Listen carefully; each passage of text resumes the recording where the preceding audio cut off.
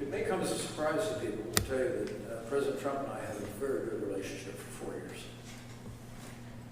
Some people think we're a little bit different.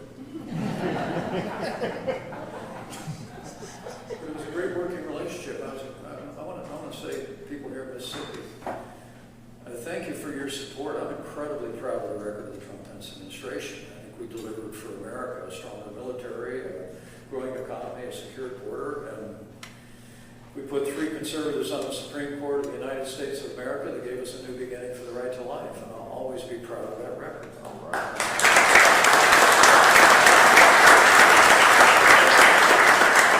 Anytime the President and I had a difference of opinion, I kept it to myself until we were alone. I have a very, maybe it's because I was a governor and I had a lieutenant governor. I really believe that the relationship between the President and the Vice President is unique in our system of government. And it was always very important that if I had a different view, that I shared it with him in private. And that he would make a decision, and then we'd walk out, and I'd support the decision. You don't have co-presidents in America. You have one president. I would tell you all along the way, I was very clear with the President what I believe the Constitution provided. Article 2 of the Constitution simply says that once states have certified elections, because states conduct elections, you never want to give that up. You never want to let Washington, D.C. nationalize our presidential elections. The founders rejected that, and happily a couple of years ago, Republicans in Washington rejected an effort to do the same. But under Article 2, once Mississippi certifies your election, and once court cases are brought that challenge it, there's a process for objections on the House floor. When you were a counter, the Democrats brought objections in 3 of the last 4 elections where Republicans won. Nothing wrong with that. Have it out. The elected representatives of the people. But the notion that any one person could decide which votes to count and which votes not to count, I thought was antithetical to the very essence of the constitutional framework. And I made that clear all along the way, but frankly, it wasn't until the last few days that it became clear to me that the President was going to go with a group of outside lawyers and told him what his itching ears wanted to hear. But even, I'll never forget, it was a Monday night before January 6th. I made a point to watch a rally that he had in Georgia that Monday night. I had done a rally in the morning. And I saw the President, he opened it saying, our great Vice President's got to come through for us. And everybody cheered. And he said, if he doesn't, I won't like him so much. But then he caught himself. He caught himself and said, no, one thing you know about Mike Pence, he always plays it straight. And I remember watching that on the television screen. I went and found Karen and I said, I think he might be coming around. I did. I mean, I'd like to tell you, there were more than a few occasions where the President said, we need to do all of this, and then we started having some private conversations, and it ended up closer to here. Right? And that was a leadership style of his. And I thought, well, we might be on that path, but sadly it was not to be. And when the violence and the rioting and people saw the police officers on the furrow, it was a tragic day. But I will tell you, the heroes of that day were men and women of the Capitol Hill Police who secured the Capitol in just a few hours, made it possible for us to reconvene the very same day. They were the heroes.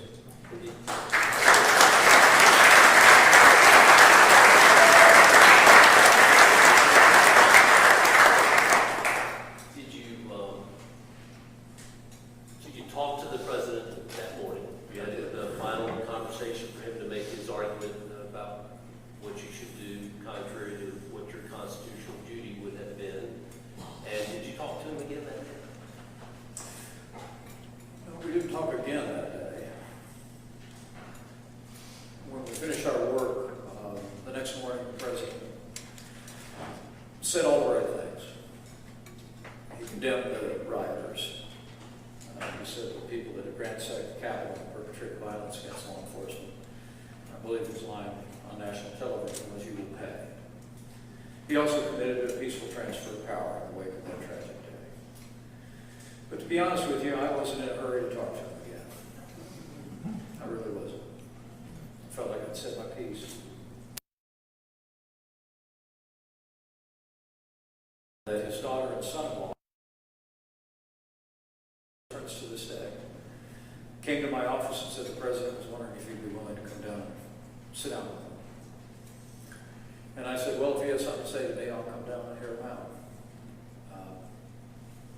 And I came in, as I tried to write very openly when I walked in, he was very contrite about what had happened.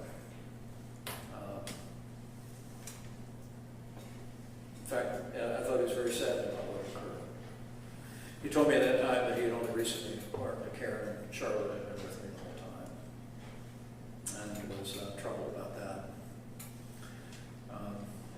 But we spent about an hour and a half talking through everything.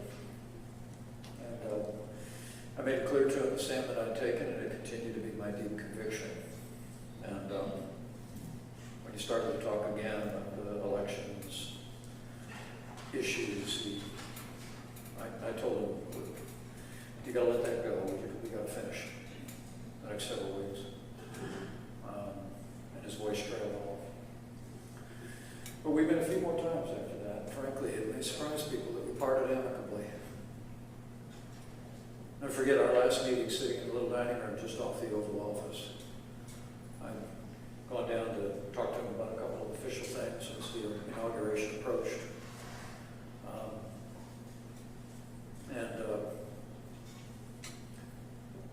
I remember I stood up and I told him, I said, well, thank you for the privilege, Mr. President. And he said, well, what's wrong with you? And then I stopped at the door jam and I turned and looked at him. I said, I guess there's probably two things that we're never going to agree on, because I told him that I was praying for him. I was going to keep praying for him. And I am. Our faith demands forgiveness. And I've tried to forgive all those involved in that day from my heart, without giving people a pass on the political consequences or otherwise of what took place. When I said to him, I'm praying for you, as I was leaving, he said, don't bother. Wow. That's when I said, there's probably two things we're never going to agree on. I alluded to his view of my duties on January 6th. And then I looked at him and said, I'm never going to stop praying for you. All right, Mike. And he looked up from seated at the end of that table and said, that's right, Mike, don't ever change. We left the White House with a handshake. And he spoke kindly of my family at Andrews Air Force Base when he was wheels up. And we talked from time to time, but when he returned to talking about the last election, talking about my duties, I figured it was important that we just go our separate ways. But I really do believe that I'll always be proud of what we did together. And I'll always be grateful for the opportunity to be your vice president. It was the greatest honor of my life.